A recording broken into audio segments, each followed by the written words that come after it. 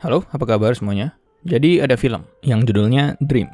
Film ini rilis di Netflix dan merupakan film yang bisa dibilang memiliki cerita yang unik, bercerita tentang pemain sepak bola yang bernama Yoon Hong Dae, diperankan oleh Park Seo Joon, yang harus melatih sekumpulan orang-orang tunawisma agar bisa bermain sepak bola, yang nantinya akan dikirim mewakili negara Korea Selatan di Piala Dunia Tunawisma. Dan semua kegiatan ini dari proses melatih hingga bertanding nantinya akan dibikin sebuah dokumenter yang dibikin oleh Lee So-min yang diperankan oleh IU. Nah, jadi langsung aja, menurutku para pemerannya bagus semuanya. Secara keseluruhan bisa dibilang mereka berhasil membuat suasana filmnya sesuai dengan atmosfer yang dibutuhkan.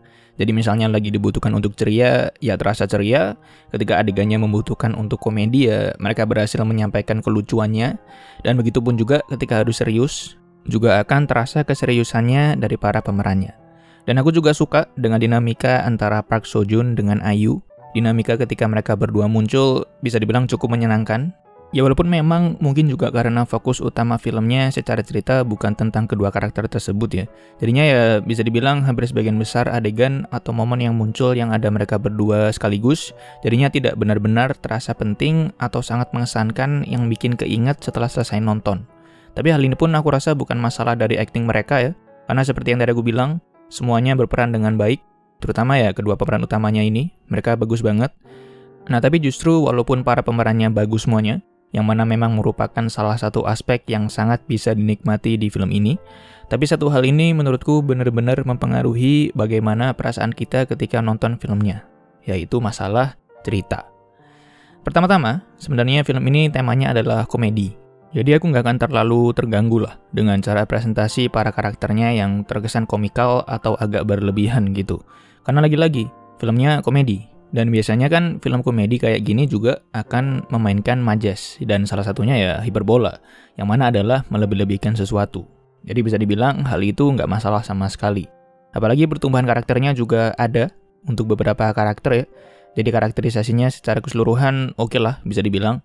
Nah tapi kalau ngomongin ceritanya, film ini punya plot yang banyak banget, yang mana secara penyampaian narasinya ya mungkin karena kebanyakan ya, jadinya bisa dibilang agak kacau lah.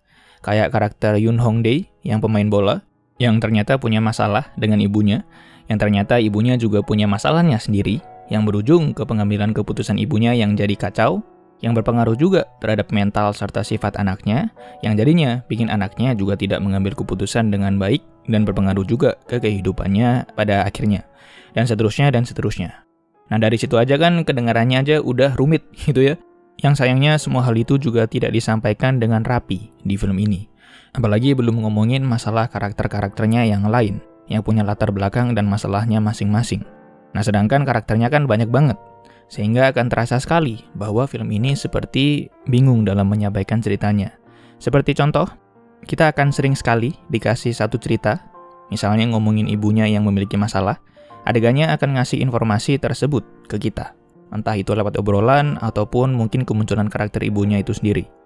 Nah, kemudian setelah rangkaian adegan yang ngebahas ibunya itu, udah, di 20 atau bahkan 30 menit ke depan kita nggak akan lagi ngebahas hal itu. Karena ya balik lagi, emang banyak banget nih cerita yang harus dibahas. Sehingga akan besar sekali kemungkinan bahwa kita akan lupa dengan masalah ibunya atau bahkan lupa kalau ada karakter si ibunya pemain bola ini. Dan mungkin akan baru ingat lagi ketika dimunculkan karakternya tersebut. Yang mana memang to be fair, di satu sisi emang gak begitu berpengaruh juga terhadap ceritanya. Tapi ya di satu sisi lainnya, ya kita juga jadi gak akan begitu peduli dengan beberapa karakter di film ini. Kesan yang didapat untuk beberapa karakternya jadi kayak cuman lewat aja. Mungkin keberadaan mereka pengaruh terhadap cerita secara keseluruhan, tapi kalau untuk sampai di level yang personal terhadap kita sebagai penonton, kayaknya sih belum sampai di tahap yang kayak gitu. Dan menurutku hal ini juga tidak diuntungkan dengan pacing filmnya yang cepet banget ya.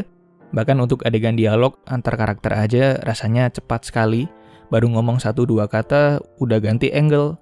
Dan ketika dijawab oleh karakter satunya udah ganti angle lagi. Kemudian ditambah lagi dengan dialognya yang juga cukup komikal atau berat ke arah komedi. Ya karena ini film komedi gitu ya. Jadi makin terasa cepetnya. Dan begitu pun juga dengan pacing untuk penyampaian narasinya. Sekarang kita lagi berada di rangkaian adegan yang menceritakan bagian A. Kemudian benar-benar di adegan berikutnya, kita sudah dikasih adegan yang menceritakan bagian B, yang mana secara alur bukanlah sambungan dari bagian A, yang tentu saja juga memiliki alur atau cerita yang berbeda. Jadi rasanya lompat-lompat banget gitulah. Ya, jadi aku rasa film ini kayaknya akan lebih oke kalau dibikin series, karena dengan cerita dan latar belakang karakter-karakternya yang lumayan banyak, kayaknya juga akan lebih baik kalau disampaikan secara perlahan, karena sebenarnya yang terasa agak berantakan itu di sekitar separuh pertama filmnya, yang berarti di sekitar 1 jam pertama lebih sedikit mungkin. Dan bisa dibilang makin ke belakang sebenarnya juga udah makin menyenangkan untuk ditonton. Udah mulai kelihatan arah pertumbuhan karakternya, mulai diperlihatkan juga resolusi atau penyelesaian masalah untuk beberapa kejadiannya.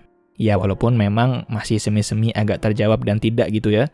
Tapi aku rasa bagian menuju akhir, dengan dinamika para karakternya, emosi dan koneksi yang mulai terbangun antara kita terhadap apa yang dialami oleh karakter-karakter di film ini, semuanya itu menyenangkan, dan juga ada beberapa momen-momen yang mengharukan lah. Walaupun memang sekali lagi, aku ngerasa sayang banget, karena dasar ceritanya sendiri sebenarnya realistis dan menarik, tapi eksekusinya agak berantakan, dan buat selera aku pribadi, komedi filmnya juga kebanyakan nggak dapet, gitu. Ya mungkin ya karena pacing serta penyampaiannya yang terasa kacau, mungkin. Padahal sebenarnya pemerannya bagus semuanya, terutama ya untuk 2 pemeran utamanya. Ya jadi terima kasih banyak sudah menyempatkan waktunya untuk menonton video ini, dan semoga bahagia selalu semuanya.